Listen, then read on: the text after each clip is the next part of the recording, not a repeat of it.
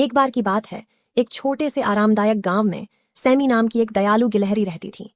Sami को सभी प्यार करते थे क्योंकि वह हमेशा दूसरों की मदद करने के लिए तत्पर रहते थे।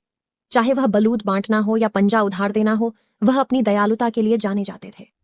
एक धूप वाले दिन गांव में एक बड़ा तूफान आया और सैमी के सभी बलूत के फल बह गए। गांव के अन्य जानवर चिंतित थे क्योंकि उनके पास आगामी सर्दियों के लिए पर्याप्त भोजन नहीं था। लेकिन सैमी ने अपने दोस्तों की मदद करने की ठानी। उसने और बलूत के फल खोजने के लिए एक रोमांचक यात्रा पर जाने का फैसला किया। सैमी ने ऊंची और नीची खोज की, पेड़ों पर चढ़कर जंगल की खोज की। अंत में उन्होंने बहुत सारे बलूत से भरे एक विशेष स्थान की खोज की।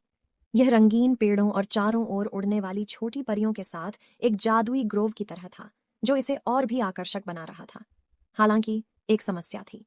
बलूत के दाने ऊंचे थे और सैमी उन तक नहीं पहुंच सका। चुनौती का सामना करने के लिए तैयार ऊंचे पेड़ों को देखकर सैमी ने दृढ़ संकल्प और उत्साह का मिश्रण महसूस किया। सैमी ने अपने वन मित्रों से मदद मांगी।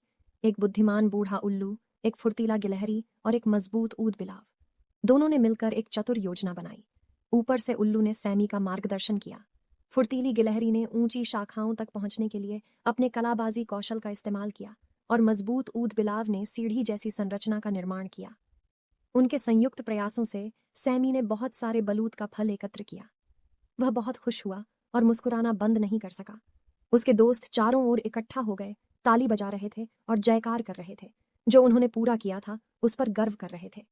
सैमी ने सारे बलूत के फल अपने पास नहीं रखे। उसने उन्हें गांव के सभी जानवरों में बांट दिया। उन्होंने सुनिश्चित किया कि प्रत्येक जानवर के पास सर्दियों के लिए पर्याप्त भोजन हो। जानवर आभारी थे और एकता की एक मजबूत भावना महसूस कर रहे थे। उस दिन के बाद से गांव के जानवर खुशी से रहने लगे।